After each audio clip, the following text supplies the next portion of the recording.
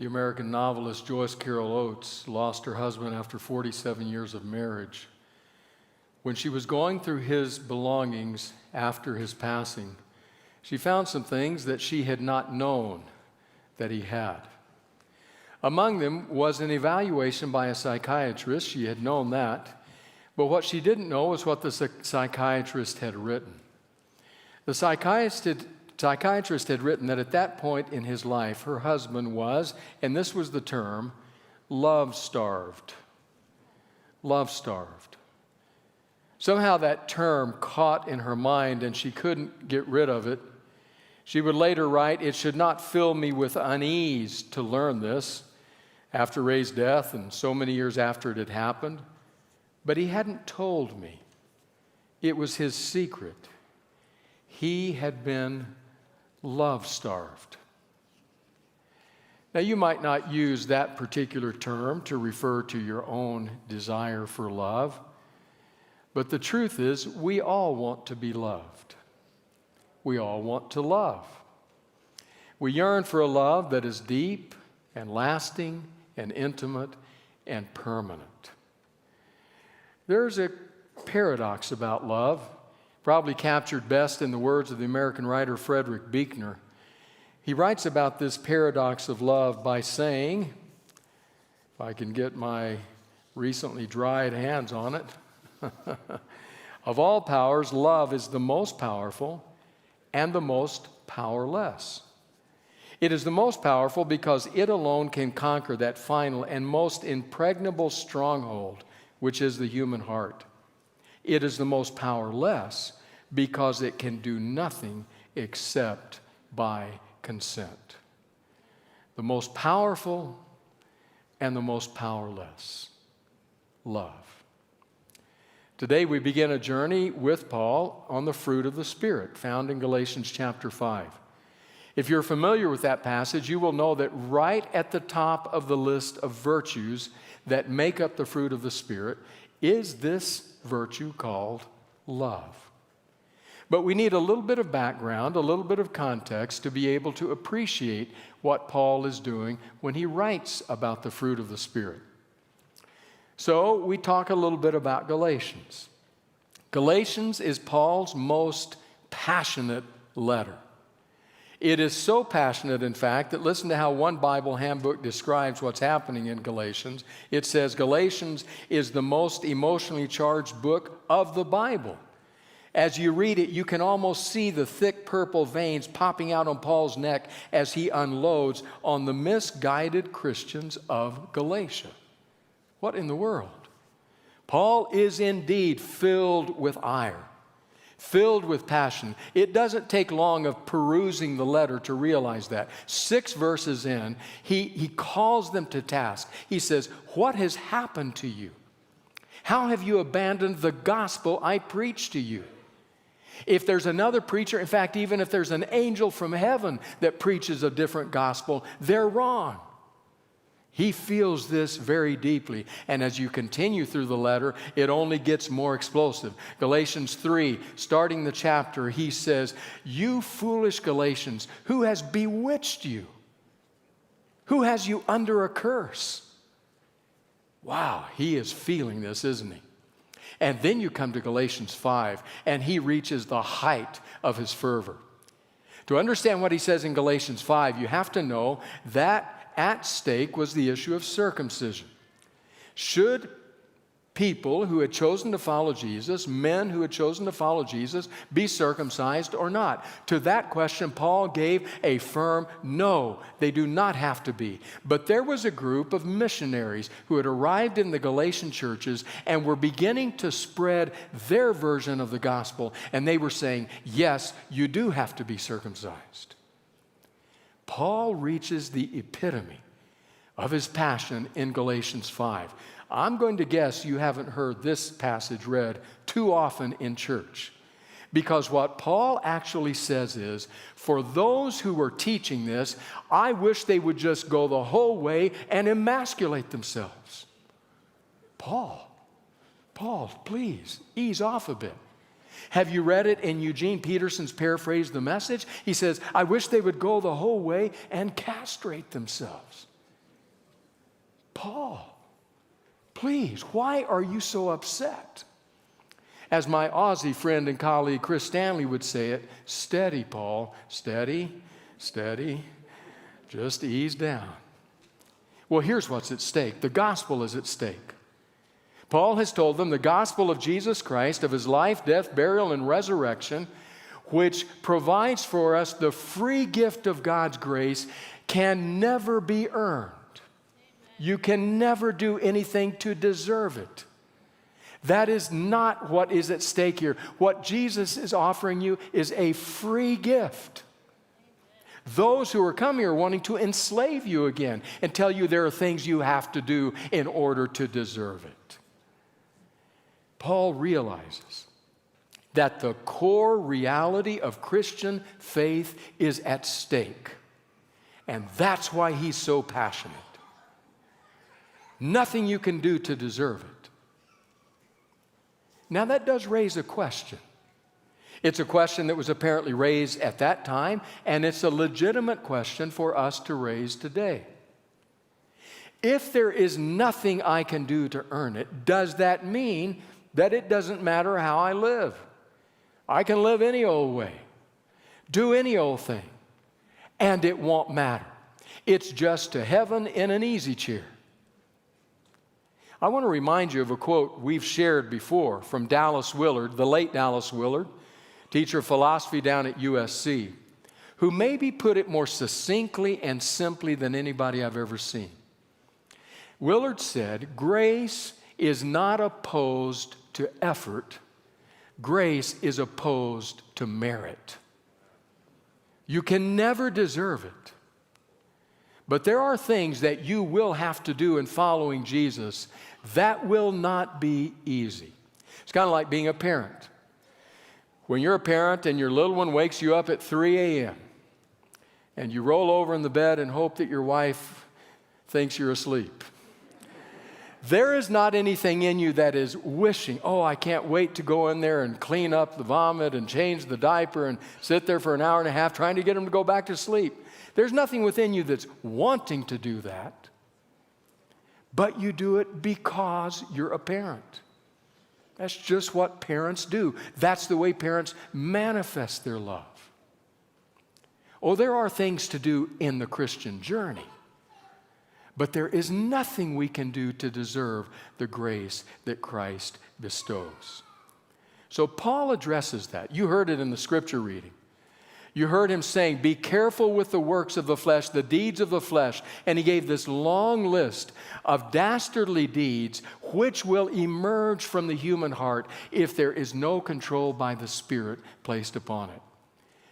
And then at the end of that, we come to the fruit of the Spirit. Galatians chapter 5, starting in verse 22, says this. But the fruit of the Spirit is, now let's stop right there. Don't go any further. Because that one word Paul uses, fruit, alerts us to several realities that will be true about the fruit of the Spirit. Several realities. First reality, there's four actually that I'll mention. First reality is the fruit of the Spirit is in the singular. The Greek word karpos, translated fruit, is a singular noun. We might have thought that he would say, in light of the fact that he's going to give us a list of 9 different virtues, we might have thought that he would say, but the fruits of the Spirit are. He doesn't do that. The fruit of the Spirit is. Listen to this from one Bible commentary. One should note that fruit is singular, indicating that to Paul, spiritual life is a unity, and that all of these qualities which he is about to mention are found whenever one is led by the Spirit. Paul is talking about an integrated life in which the Spirit of God within us grows fruit that is varied.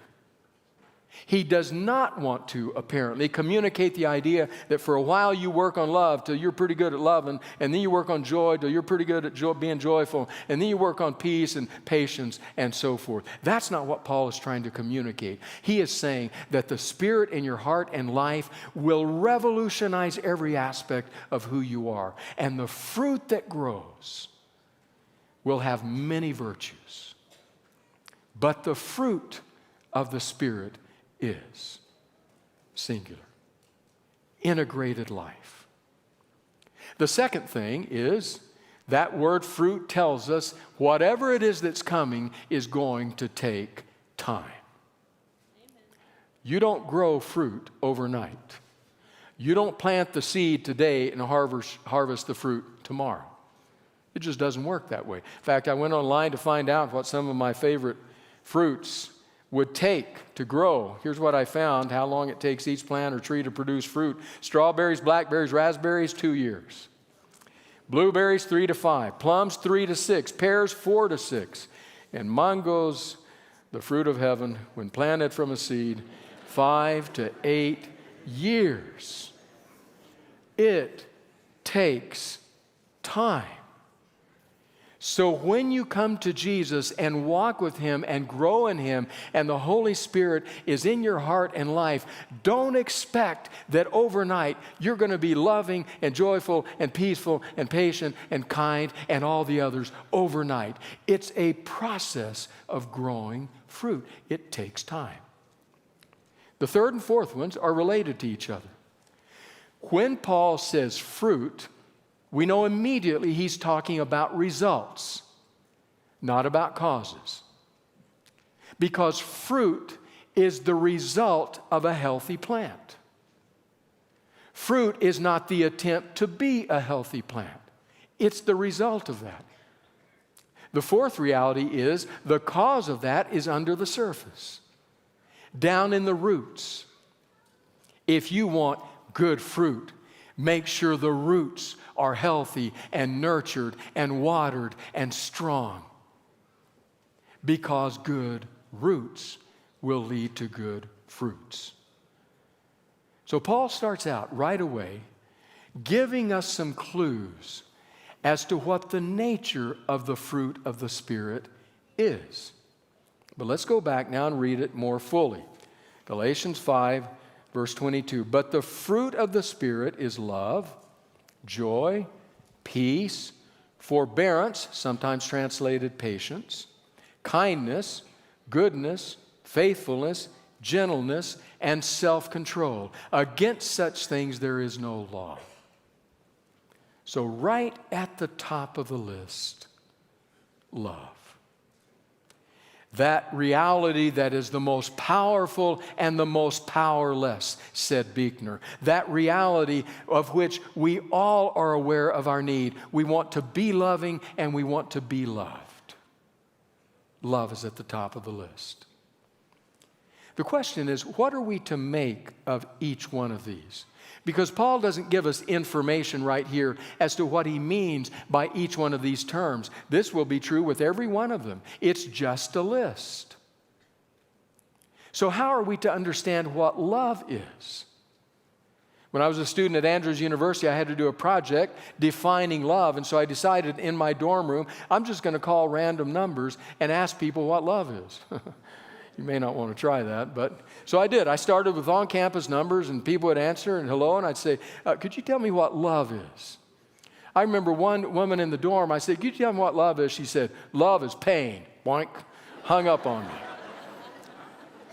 So I decided, okay, I've got a feel for on-campus, I'll call off-campus. So I dialed a random off-campus number. This gentleman answered the phone, hello. I said, sir, what is love? There was a silence. And then he said, look it up in the dictionary. Bonk, he hung up. So what is love? What does Paul mean when he places love at the top of the list and does not footnote it so as to explain it? How do we know what's in his mind? Well, what we'll need to do today and what we'll need to do throughout this series is look in one of four or more than one, maybe, different places. One, what is the meaning of the word in the original language? Two, does Paul use that word anywhere else in Galatians? That will help us. 3, if he doesn't, does he use it anywhere else in all of his writings? And if he doesn't, is it used anywhere else in all of Scripture? Those can be ways to get at the meaning of the term. Love. What is the word in the original language? It's actually a word that you know. Whether you've ever been to seminary or not, ever studied a Greek class or not, I'm guessing that most of you know it, because the word right there is the word agape. Agape. Deep, other-centered, self-sacrificing, action-based. Has nothing to do with warm, gooey feelings. It has to do with a high and holy principle that acts in the best interest of the other. That's the word he uses.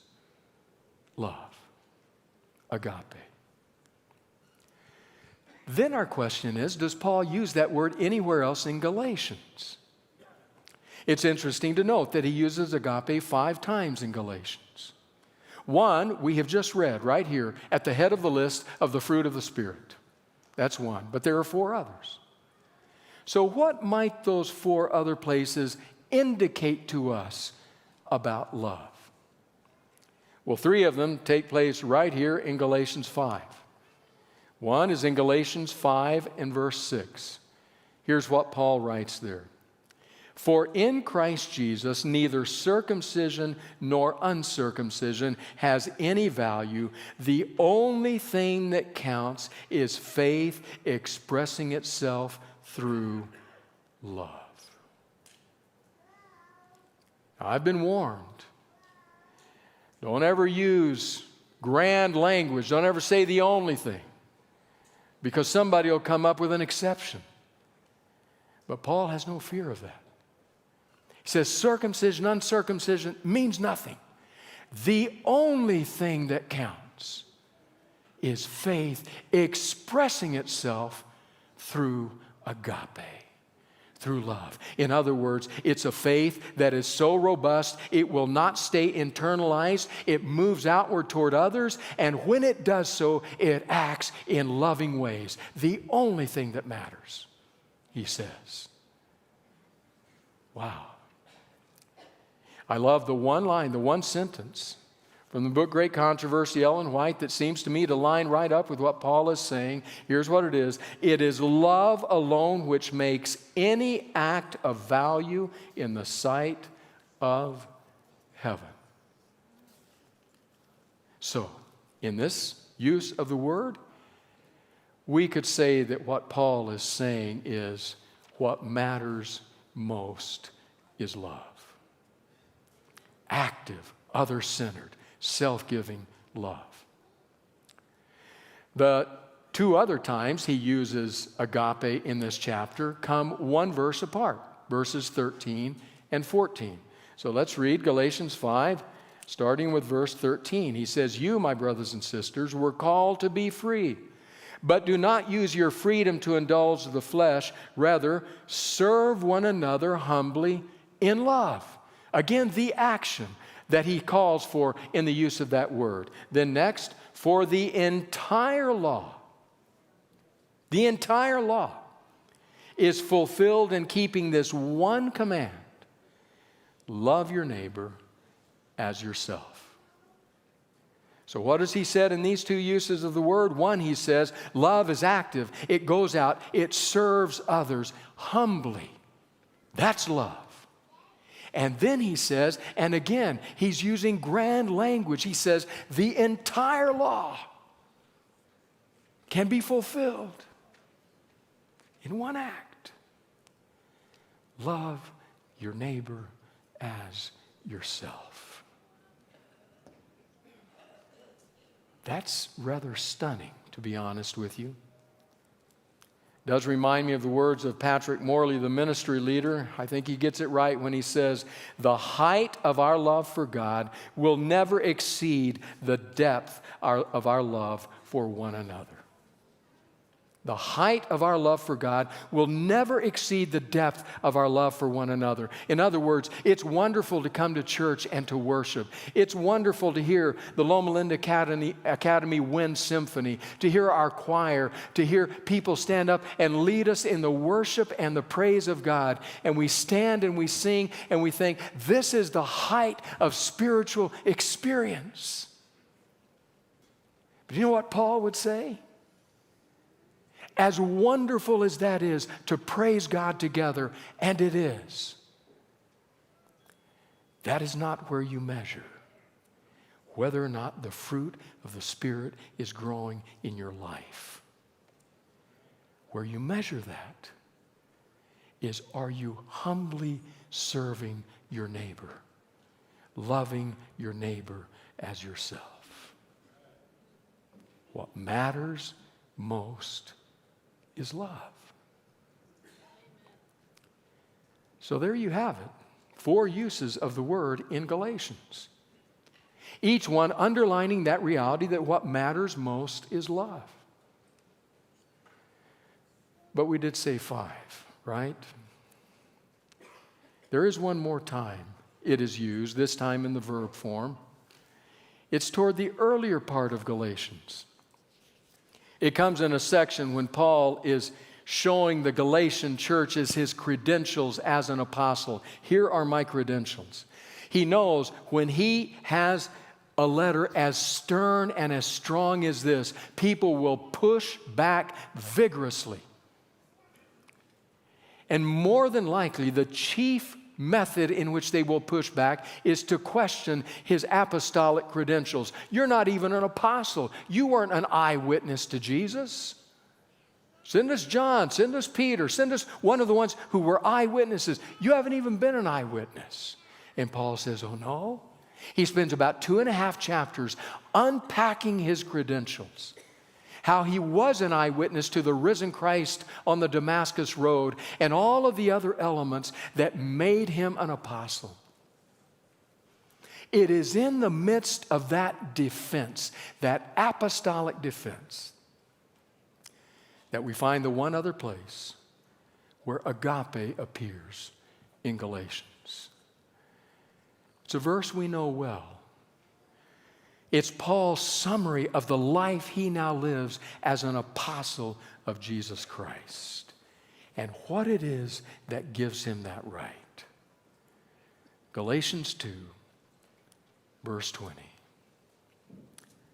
I have been crucified with Christ, and I no longer live, but Christ lives in me. The life I now live in the body, I live by faith in the Son of God who loved me, agape, and gave himself for me.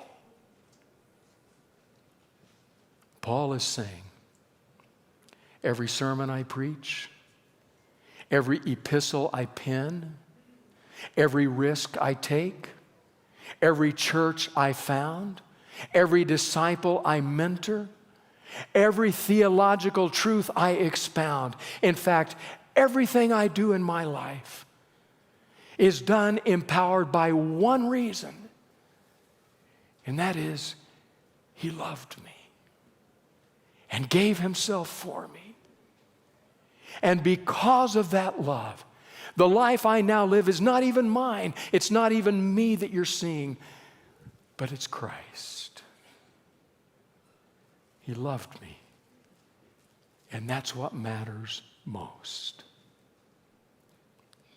So when we read in Galatians 5, 22 and 23, the list of virtues, and see that love is at the top of the list, and our question is, why is it there? What does that mean? What is love? We know it's agape, other-centered, self-giving, self-sacrificing love.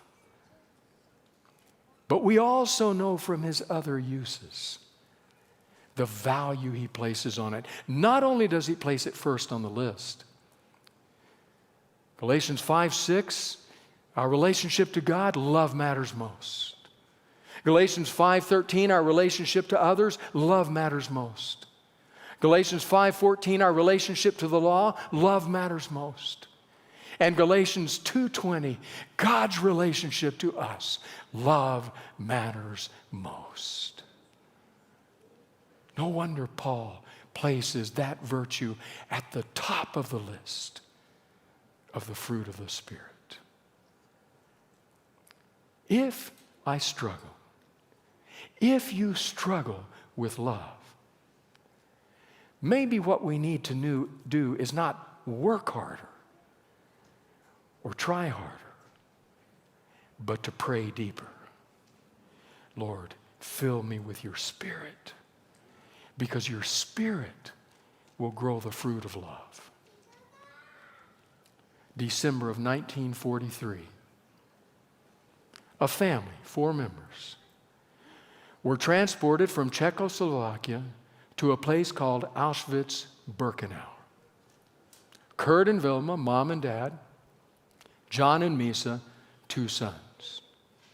For some reason which has been lost to history, they were placed in the family camp at Auschwitz for a period of time and actually had the opportunity to still be together for a while.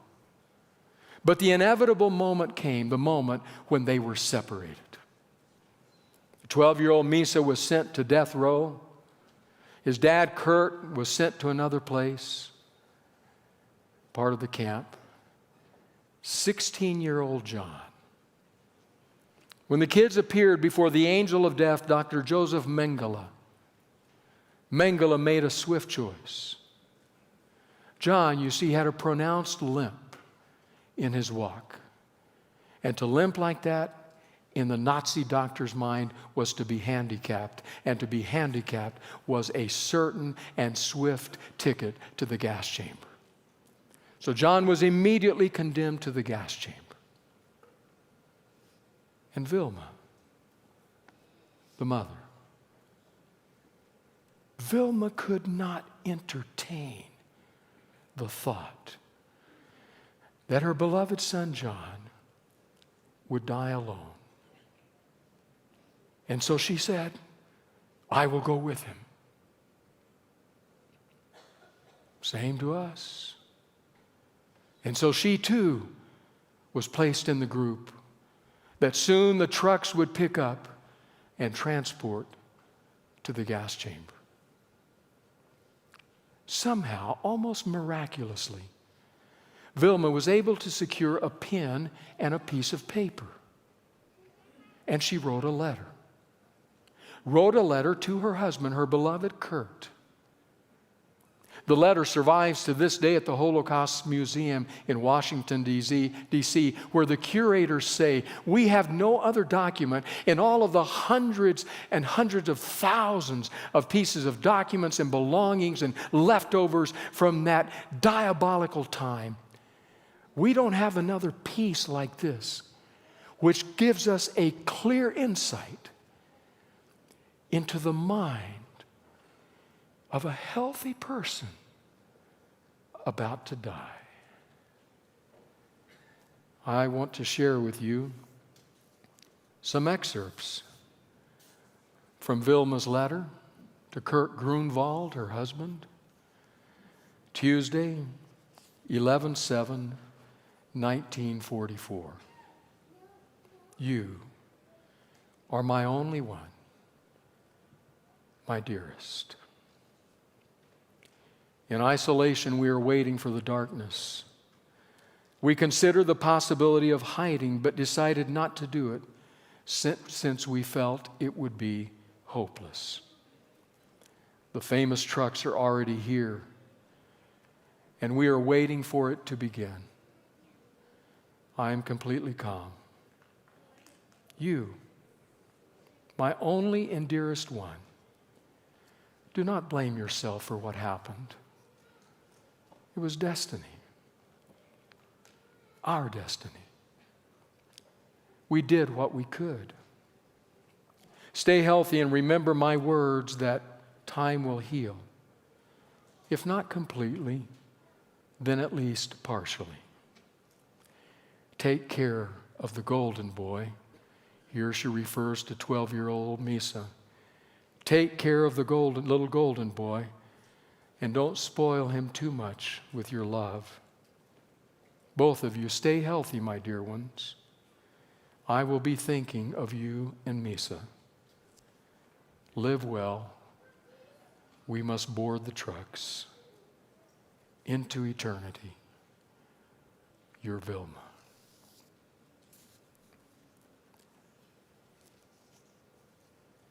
When the letter was found in belongings, it was several decades before Misa was able to read it. But when he finally had the courage to read it, he would say, "My mother's brave words lacked any anger or hatred toward the Nazis, and instead she was just so positive. She was more interested in my father's life and in my life than in her own terrifying situation." I suspect that if Paul had lived to read that letter, he would have penned one word at the top: agape. You know, in the end, it's what really matters. The day will come, the time will come, when the story of our lives will be written. And whether our lives reflected the deeds of the flesh of Galatians 5 or the fruit of the Spirit of Galatians 5. When that time comes, I pray that for you, I pray that for me, it might be said, in their lives, it was love that mattered. Gracious God, our hearts are deeply stirred to contemplate this most powerful and powerless of virtues, love, the fruit of the Spirit. In Jesus' name, amen.